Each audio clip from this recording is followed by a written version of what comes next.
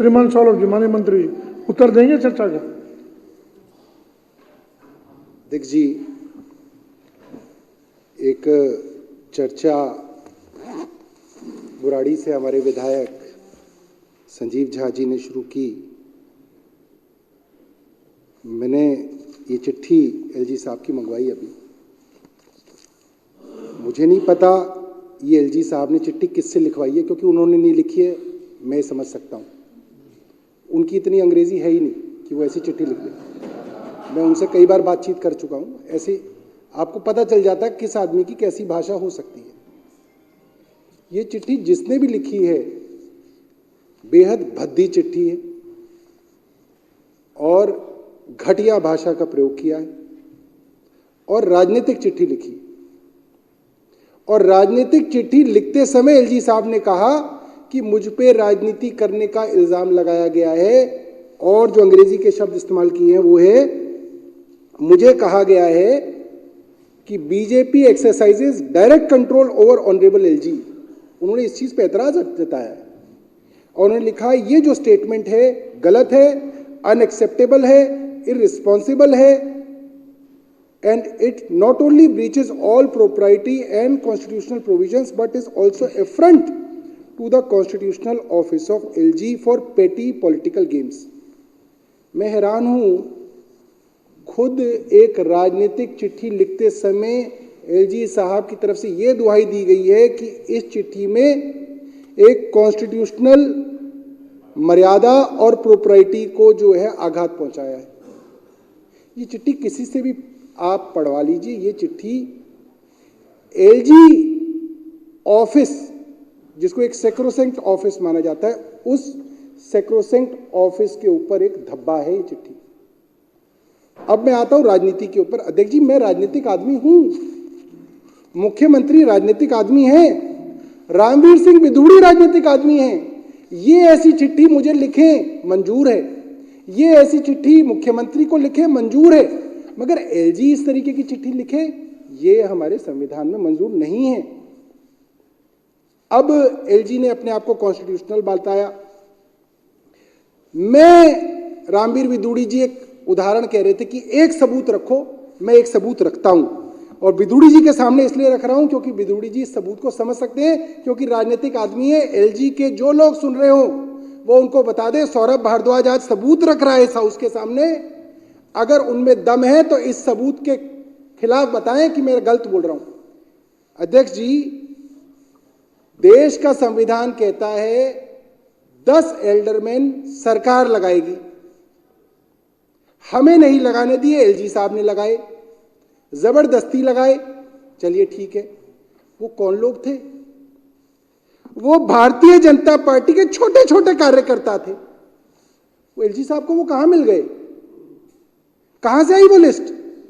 कोई नरेला के अंदर छोटा सा कार्यकर्ता है, कोई अलीपुर गांव में है, कोई बुद्ध विहार में है, कोई विलेज दरियापुर के अंदर है, कोई मेरे ईस्ट ऑफ कैलाश के अंदर है। ये छोटे छोटे भारतीय जनता पार्टी के कार्यकर्ताओं की लिस्ट भारतीय जनता पार्टी ने ही तो दी होगी। ये एलजी साहब के रिश्तेदार हैं तो एलजी साहब बता दें कि भाई ये आदमी, मैं इसको ऐसे जानता हूं, इसको मैं ऐसे जानता हूं, इसको मैं ऐसे जानता हूं, और ये सारे के सारे एमसीडी के एडमिनिस्ट्रेशन के अंदर दक्ष हैं। तो आपने अपना जो पहला काम दिल्ली में आके किया एमसीडी के अंदर, वो आपने प्योरली राजनीति की। और दूसरा उदाहरण मैं उनका देता हूं, सबूत है उनका, उन्होंने उस जोन के अंदर ये एल्डरमैन दिए जिस जोन के अंदर भारतीय जनता पार्टी को जरूरत थी। जैसे नरेला में दिए, सिविल लाइंस में दिए और सेंट्रल जोन में दिए, और गिनती भी उतनी ही दी। नरेला में 4 दिए, सिविल लाइंस में 4 दिए, सेंट्रल जोन में 2 दिए। वाह भाई वाह, आप क्या बेवकूफ समझते हो सबको? मैं सबूत दे रहा हूं। यह सबूत है कि एलजी जो है प्योरली राजनीतिक आदमी है, उनका कोई लेना देना नहीं है कॉन्स्टिट्यूशनल प्रोप्राइटी से। और इससे अब इनकी चिट्ठी के ऊपर आता हूं मैं। इन्होंने लिखा, water scheme which does not exist on paper. ये सरासर जो है एलजी साहब ने एक गलत बात कही। ये वाटर स्कीम बाकायदा पेपर पे है, बाकायदा दिल्ली जल बोर्ड ने अपनी 13 जून 2023 की बोर्ड मीटिंग के अंदर इस स्कीम को पास किया है। दिल्ली जल बोर्ड की तरफ से बार बार ये कहा जा रहा था, क्योंकि अफसर जो हैं वो स्कीम से अनकंफर्टेबल थे और कारण ये था कि उनके ऊपर से जो है एलजी साहब का और उनके ऊपर भारतीय जनता पार्टी का दबाव था, ये सबको मालूम है। अफसर नहीं चाहते ये स्कीम आए। वो क्यों नहीं चाहते? क्योंकि एलजी साहब नहीं चाहते। वो क्यों नहीं चाहते? क्योंकि भारतीय जनता पार्टी नहीं चाहती। इसलिए अफसर बार बार ये कहते रहे कि साहब हम ना इस स्कीम के अंदर मॉडिफिकेशन करना चाहते हैं, मॉडिफिकेशन करना चाहते हैं। हम रुके रहे। मैंने खुद फाइल पे लिखा। मैं जब यूडी मिनिस्टर बना, आतिशी चेयरपर्सन थी, पहले मैं ही चेयरपर्सन था, मैं ही यूडी मिनिस्टर था। तो जब आतिशी चेयरपर्सन बनी तो मैंने खुद अपनी कलम से फाइल पे लिखा हुआ है, अपनी हैंडराइटिंग में, कि भाई मुझे कहा गया है कि जल बोर्ड जो है इस स्कीम को जो है दोबारा से देख रहा है, लिहाजा ये फाइल वापस करता हूं। हमने वापस की जल बोर्ड को फाइल। मगर जब 6 महीने बीत गए, जून के अंदर स्कीम पास हो रखी है, दिसंबर बीत गया, तो हमें बात समझ में आ गई कि जल बोर्ड कोई नई स्कीम नहीं लाना चाहता, सिर्फ पुरानी स्कीम ना आए इसलिए नई स्कीम का बहाना कर रखा कि हम कुछ और कर रहे हैं, हम कुछ और कर रहे हैं। तो आतिशी जी से लिखित में हमने पूछा, एज ए यूडी मिनिस्टर मैंने उनसे पूछा कि भाई आप बताइए, बार बार कहा जा रहा है कोई नई स्कीम आ रही है। तो उन्होंने लिखित में दिया है अध्यक्ष जी, मुझे नोटिंग है फाइल के ऊपर, कि हमारे यहाँ पिछले 1 महीने से ये चर्चा हो रही है कि कोई नई स्कीम लेके आएंगे, कोई मॉडिफिकेशन करेंगे स्कीम में, 13 जून 2023 वाली स्कीम में कोई मॉडिफिकेशन करेंगे, मगर कोई मॉडिफिकेशन नहीं हो पा रही है। समय बीतता जा रहा है, लिहाजा इसी स्कीम को जो बोर्ड से पास हुई है उसको ही फाइनल स्कीम माना जाए और इसको कैबिनेट में भेजा जाए। तो जाहिर सी बात है, तो बड़ी साधारण सी बात है अध्यक्ष जी, कि अगर कोई स्कीम पास हुई है और उस स्कीम को बदलने की चर्चा हो रही है मगर कोई बदलाव पास नहीं हो रहा है, तो जो स्कीम पास हो रखी है वही फाइनल है। और जब दिल्ली जल बोर्ड की चेयरपर्सन ने लिख के दे दिया कि यही फाइनल है, तो वो हम मानेंगे कि वो फाइनल है। और वो फाइनल स्कीम हमने जो है कैबिनेट के लिए जो है यूडी सेक्रेटरी साहब को भेज दी कि यूडी सेक्रेटरी जो है, जो एसीएस है, वो इस स्कीम को जो है लेके आए। अब हर स्कीम को रोकने का एक ही तरीका है कि आप उसको जो है फाइनेंस के पास भेज दें। फाइनेंस या तो उस पर कमेंट दे ही ना दे, तो ऐसे उलझुलूल बातें उसके ऊपर लिख दे कि वो स्कीम आ ना सके। वही फाइनेंस जो है फिलहाल कर रहा है। जिस दिन एलजी साहब का यहाँ पे अभिभाषण था, मुझे लग रहा है 15 फरवरी थी, 15 फरवरी को मैं था, एलजी साहब थे, मुख्यमंत्री जी थे, हमारी आतिशी थी, और बाय द वे उस वक्त राखी बिरला भी सामने बैठी हुई थी। उस वक्त तो शायद सर आप भी थे, मुझे लगता है, मगर आपको इन्वॉल्व करना ठीक नहीं है, आप भी थे वहां पे। और वहां पे चर्चा हुई एलजी साहब के सामने, और एलजी साहब ने कहा नहीं नहीं नहीं, आप एक काम कीजिए, आप सीएस को लिखिए, मैं भी सीएस को कहूंगा स्कीम को लाया जाए। अरे जब खुद एलजी साहब से चर्चा हुई है स्कीम के बारे में, तो एलजी साहब कैसे कह रहे हैं कि स्कीम के बारे में ये कोई स्कीम ही नहीं है, पेपर पे स्कीम नहीं है? ये तो सरासर गलत बात है। ये तो सबके सामने है, और आप ही को चिट्ठी लिख रहे हैं कि ऐसी कोई स्कीम नहीं है, जबकि सामने चर्चा हुई है एलजी साहब के साथ। ये जो है इस तरीके की जो छोटी छोटी चीजें हैं अध्यक्ष जी, वो इतने बड़े कॉन्स्टिट्यूशनल जो ऑफिस है एलजी साहब का, उसको जो है छोटा करती हैं। एलजी साहब को इस बात को समझना चाहिए, आज वो एलजी है, कल कोई और एलजी आएगा, उससे पहले भी एलजी आए हैं, मगर उनको उस ऑफिस की मर्यादा रखनी चाहिए। अब अगला उन्होंने क्या लिखा कि ये ट्रांसफर्ड सब्जेक्ट है, यूडी, जल बोर्ड और फाइनेंस डिपार्टमेंट, इसका पूरा जो है कंट्रोल वो क्योंकि चुनी हुई सरकार के पास है, तो इसमें मेरे को क्या लेना देना। वाह भाई वाह, अभी तक क्या हमें यही समझ में नहीं आया कि कंट्रोल किसके पास है? अगर कंट्रोल हमारे पास ही था और हमारे पास ही रखना था, तो केंद्र सरकार क्यों जो है नया एक्ट लेके आई थी, अमेंडमेंट लेके आई थी 2023 के अंदर? वो कंट्रोल का ही तो झगड़ा था कि सब्जेक्ट हमारे पास रहे मगर कंट्रोल एलजी साहब का और भारतीय जनता पार्टी शासित केंद्र का रहे। वो आपने कंट्रोल ले लिया, और वो कंट्रोल एलजी साहब दोनों तरीके की बातें करते हैं। मैं हैरान हूं, जब कोई मामला फंस जाता है तो वो चिट्ठी पे लिखते हैं तो ट्रांसफर्ड सब्जेक्ट है, तो आपके अंडर है। अब मैं एलजी साहब का ही ट्विटर हैंडल देख के आपको बता रहा हूं अध्यक्ष जी, 2 दिन पहले का ट्वीट है उनका, मैं आपको दिखा देता हूं एलजी साहब का।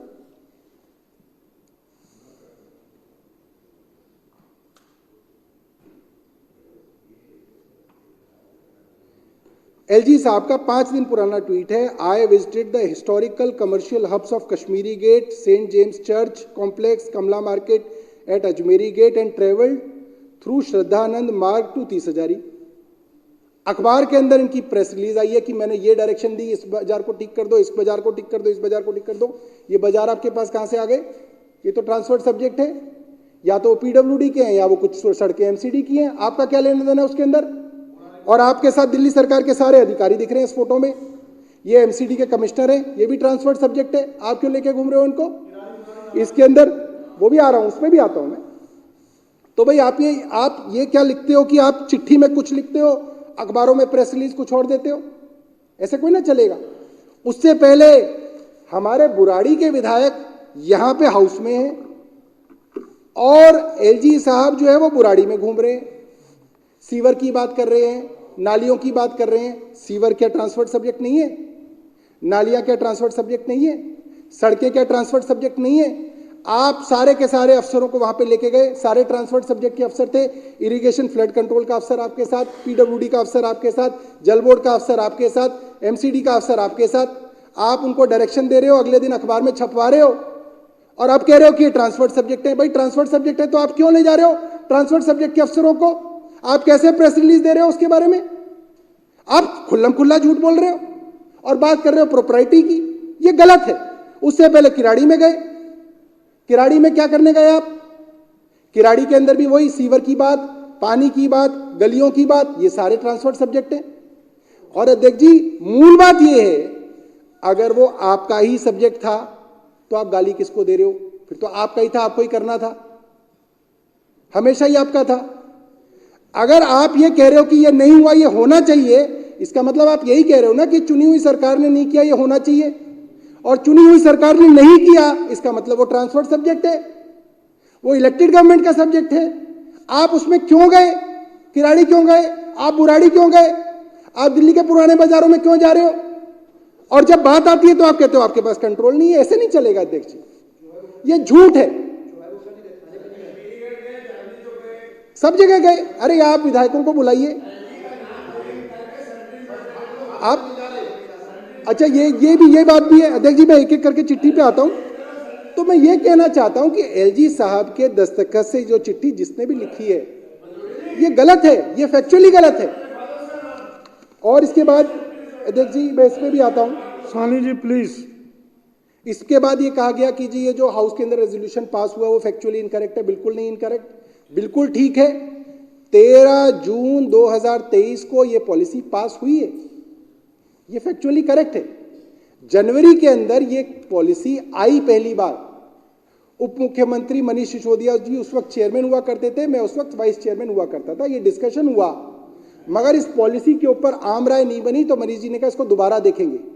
6 महीने तक हमने इसके ऊपर काम किया, सारा डेटा निकाला, फिर हम इसको 13 जून को लेके आए और तब ये पॉलिसी पास हुई। इसके अंदर जो रेजोल्यूशन है, मुझे याद है गौतम जी ने रखा था वो रेजोल्यूशन, सोमनाथ जी ने रखा था, पानी वाला जो रेजोल्यूशन था, वो जो भी रेजोल्यूशन था वो फैक्चुअली बिल्कुल करेक्ट है, इसके अंदर कोई दो राय नहीं है। और फिर इसके बाद जो एलजी साहब ने एक बात और कही है, बड़ी मजेदार बात है। क्या होता है जब आदमी खुद लिखता है तो उसको याद होता है कि मैंने क्या किया और मैं क्या लिख रहा हूं। जब कोई और लिखता है तो उसको याद नहीं रहता। 2022 के अक्टूबर के अंदर एलजी साहब ने ढोल बजाया कि मैं एमसीडी के अंदर एमनेस्टी स्कीम ले आया, मैं समृद्धि योजना ले आया। अब एलजी साहब ने ढोल क्यों बजाया अध्यक्ष जी? क्योंकि उस वक्त एमसीडी समाप्त हो चुकी थी, नया चुनाव इन्होंने 1 साल तक कराया नहीं, इसलिए एमसीडी प्रैक्टिकली एलजी साहब के अंडर थी।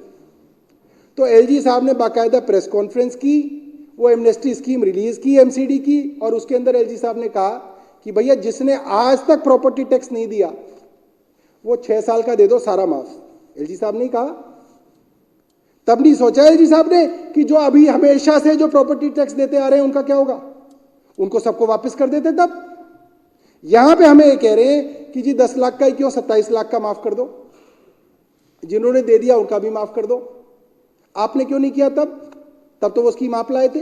एमनेस्टी स्कीम अध्यक्ष जी हमेशा इसी तरीके से होती है कि जिसका विवाद बच गया है, जिसका झगड़ा अभी भी पड़ा हुआ है और उसके अंदर समस्या चल रही है, तो उसको कोई स्कीम लाके उसको ठीक किया जाए। ये हर सरकार का कायदा होता है, सेंटर के अंदर भी ऐसे ही होता है। एलजी साहब ने खुद ऐसा किया और अब वो लिख रहे हैं कि साहब ये ऐसे हो गया। इसके बाद अध्यक्ष जी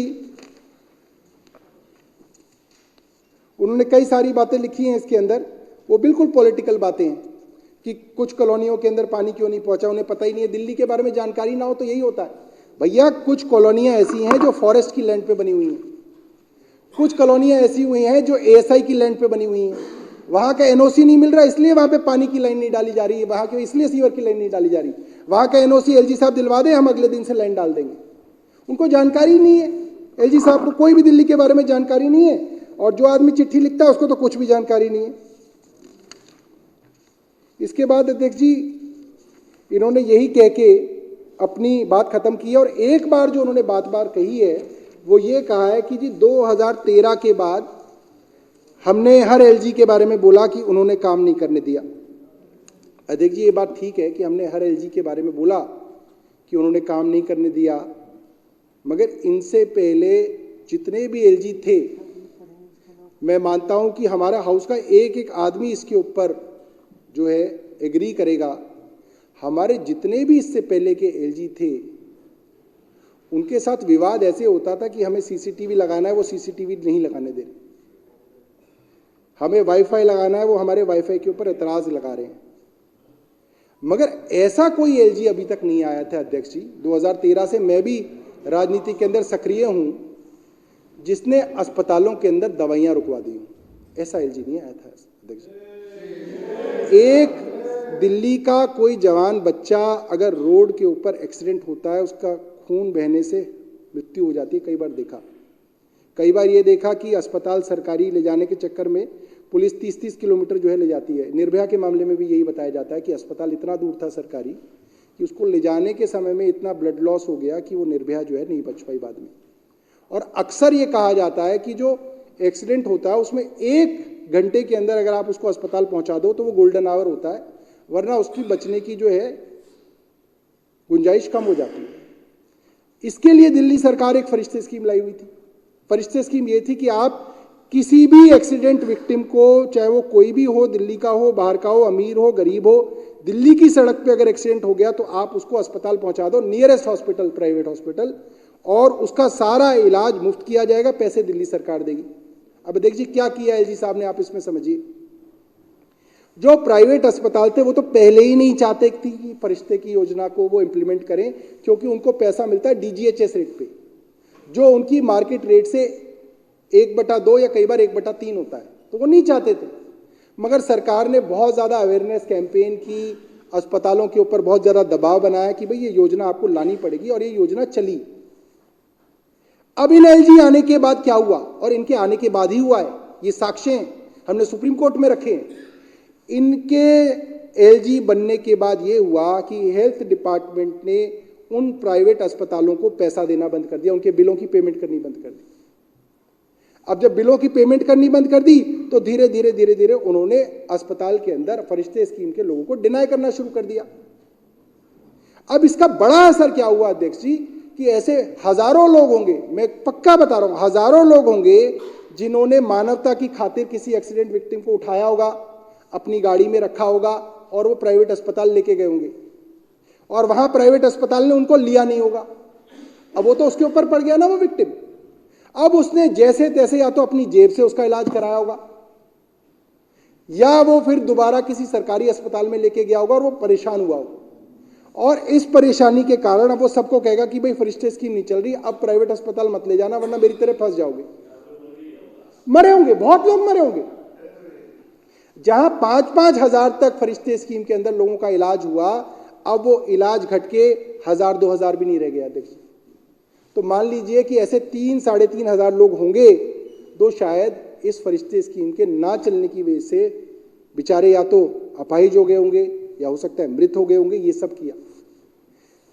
हॉस्पिटल्स के अंदर ओपीडी काउंटर के अंदर गरीब डेटा एंट्री ऑपरेटर बैठते थे, इन्होंने उनको हटा दिया। डाक स्कीम के अंदर जिस आदमी का टेस्ट सरकारी अस्पताल में ना हो और 2 दिन से ज्यादा की डेट मिल रही हो, तो वो प्राइवेट लेबोरेटरी में जाके टेस्ट करा सकता था। ये डाक स्कीम थी। किसी की अस्पताल के अंदर ऑपरेशन की डेट अगर 1 महीने से ज्यादा मिल रही हो सरकारी अस्पताल में, तो वो प्राइवेट अस्पताल में जाके अपना वो ऑपरेशन करा सकता था। ये डाक स्कीम है। इन्होंने पिछले 1.5-2 साल में डाक स्कीम के पैसे भी अस्पतालों के रोक लिए। उनके बिलों के ऊपर अनाप शनाप ऑब्जेक्शन लगा के उनके पैसे रोक लिए। तो उन्होंने डार्क स्कीम के अंदर भी जो ऑपरेशंस होते थे वो ऑपरेशन करने कम कर दिए, लिहाजा मरीज जो है दर बदर भटक रहे हैं। इस तरीके के काम मैं एलजी साहब को बताना चाहता हूं और उनके साथ जो अफसर रहते हैं मैं उनको बताना चाहता हूं और बड़ी जिम्मेदारी के साथ बताना चाहता हूं, इस तरीके के कृत्य आज से पहले किसी एलजी ने नहीं किए, ये इन्होंने ही किए।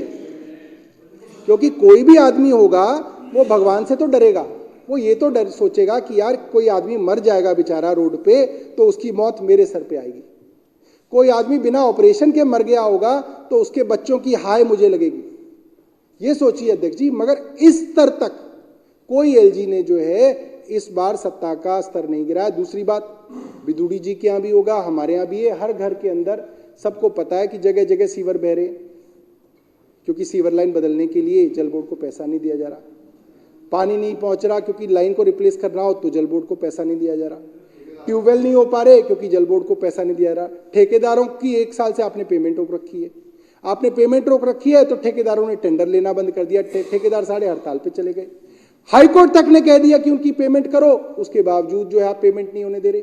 अब अध्यक्ष जी, एलजी साहब कहेंगे कि भाई इसमें मेरा क्या दोष है, बिदुड़ी जी कहेंगे भाई फाइल पे दिखाओ एलजी साहब ने कहां लिखा। अरे इतने भी बेवकूफ कोई ना कोई आदमी जो फाइल पे लिख देगा कि अस्पतालों की पेमेंट बंद कर दो, जल बोर्ड की पेमेंट बंद कर दो, ये कौन फाइल पे लिखता है? इसका तो बहुत छोटा सा वो है, वो कहते हैं ना हाथ कंगन को आरसी क्या और पढ़े लिखे को फारसी क्या। हमने जितने भी इस तरीके के अफसर हैं, सबसे बड़े तो इसमें फाइनेंस सेक्रेटरी एसी वर्मा, जिन्होंने हर चीज रोकी, अस्पतालों की पेमेंट उन्होंने रोकी, टेस्ट की पेमेंट उन्होंने रोकी, जल बोर्ड की पेमेंट उन्होंने रोकी, महिलाओं को जो पेंशन मिलती थी बुजुर्गों को वो पेंशन उन्होंने रोकी, डेटा एंट्री ऑपरेटर्स को उनकी वजह से निकाला गया, मोहल्ला क्लिनिक के अंदर डॉक्टरों को सैलरी नहीं मिली उनकी वजह से। आप एसी वर्मा को निकालते क्यों नहीं हो? आप एसी वर्मा को नहीं निकाल रहे हैं। इस हाउस ने 3 रिपोर्ट दी है पिटिशंस कमेटी ने।